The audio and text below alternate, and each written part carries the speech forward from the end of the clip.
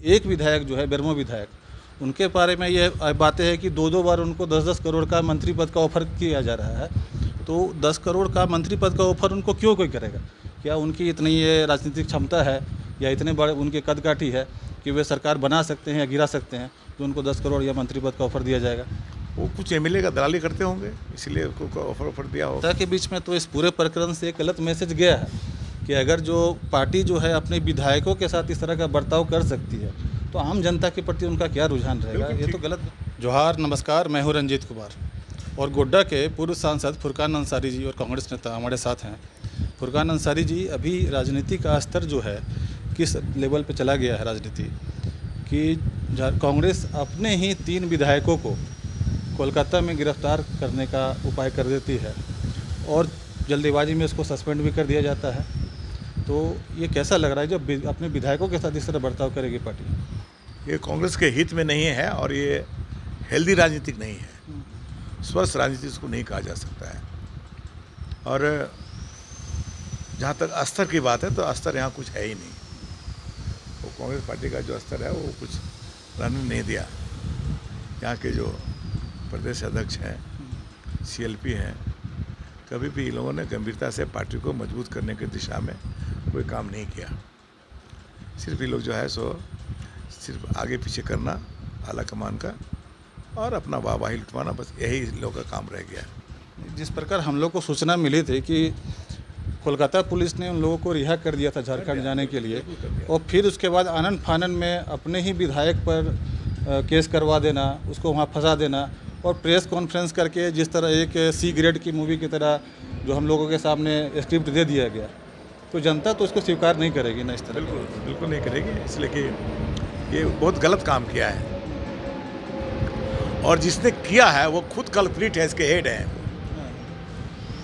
उसके खिलाफ में FIR शायद करने के लिए लोग गए हैं और गोड़ा में गए और FIR करेगा उसके खिलाफ में। वो मेन दोषी है। सारा फुटेज वगैरह जितना मैटर है सब उसके पास है,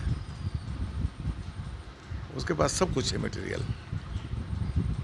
ये दिल्ली में जाके मिलेंगे प्रभारी से, लेकिन झारखंड में कभी CLP की मीटिंग हो चाहे पार्टी की मीटिंग, कभी वहाँ नहीं आता है। इसको पार्टी लोरी से मतलब नहीं, सोचता है कि दिल्ली हम फूस करके रखें और हम जो चाहें सो करें। जिस तरह की अटकलें आ रही है कि मंत्रिमंडल में भी फेरबदल हो सकता है, तो क्या प्रदेश नेतृत्व के द्वारा अपने किसी पसंदीदा विधायक को मंत्री बनाने के लिए इस तरह की साजिश का आशंका है आपको? हो सकता है। इसमें हम नहीं कुछ कह सकते हैं। ये तो उन लोगों की क्या मंशा है वो मैं नहीं जानता हूँ, लेकिन ये जो राजनीतिक है वो हेल्दी राजनीतिक नहीं है। और मैं कांग्रेस में शुरू से रहा हूँ।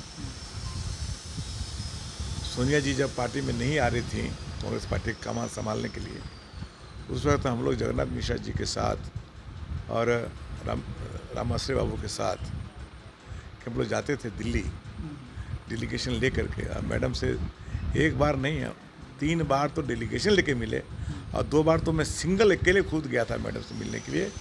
वो कुछ जवाब देती नहीं थी। लास्ट में हम पैर पकड़े कि मैडम पूरे हिंदुस्तान के कांग्रेसियों की यही आवाज़ है कि आप पार्टी की कमान संभालिए, बागडोर आप संभालिए मैडम, नहीं तो पार्टी आपका खत्म हो जाएगा। पार्टी में हम लोग रह के क्या करेंगे, आप नहीं रहिएगा तो। ये पार्टी के प्रति हम लोगों का अपना मोह था, दया थी, प्यार था पार्टी से, अभी भी है। लेकिन जिस तरह से ये लोग कर रहे हैं ये ठीक नहीं है पार्टी के लिए। ये पार्टी को तोड़ने की साजिश चल रहा है लोगों का। सिर्फ आला कमान को वाही लुटाने की जरूरत नहीं है आज।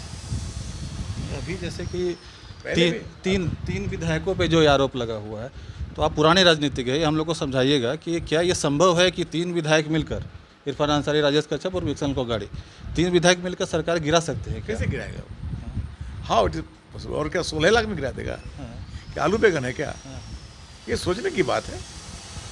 देखिए वो बिल्कुल बेवहियात बात है। षड्यंत्र करके फंसाया गया हमारे बच्चों को, तीनों बच्चों को, और ये ठीक बात नहीं है। और एक उसमें क्रिश्चियन है, एक आदिवासी है, एक मुस्लिम है, तीनों को बेरहमी से लोगों ने फंसाया है। ये ठीक बात नहीं है, अच्छी बात नहीं है पार्टी के लिए और सरकार के लिए भी। अधिकांश जो कांग्रेस के विधायक है इस बात से इनकार कर चुके हैं कि उनको किसी ने अप्रोच किया है। अधिकांश विधायकों का यही कहना है कि आज तक उन्हें किसी ने अप्रोच नहीं किया है। लेकिन एक विधायक जो है बेरमो विधायक, उनके बारे में ये बातें हैं कि दो दो बार उनको 10-10 करोड़ का मंत्री पद का ऑफर किया जा रहा है। तो 10 करोड़ का मंत्री पद का ऑफर उनको क्यों कोई करेगा? क्या उनकी इतनी ये राजनीतिक क्षमता है या इतने बड़े उनके कदकाठी है कि वे सरकार बना सकते हैं या गिरा सकते हैं तो उनको 10 करोड़ या मंत्री पद का ऑफर दिया जाएगा?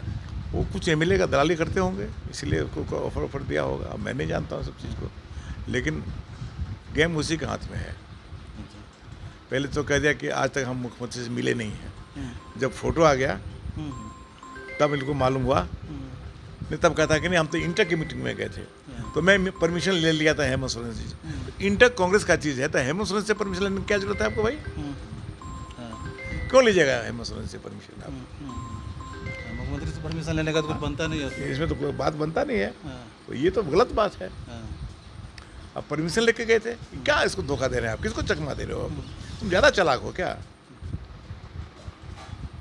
ज़्यादा चालाकी नहीं होनी चाहिए। जनता के बीच में तो इस पूरे प्रकरण से एक गलत मैसेज गया है कि अगर जो पार्टी जो है अपने विधायकों के साथ इस तरह का बर्ताव कर सकती है तो आम जनता के प्रति उनका क्या रुझान रहेगा? ये तो गलत मैसेज गया है। बिल्कुल।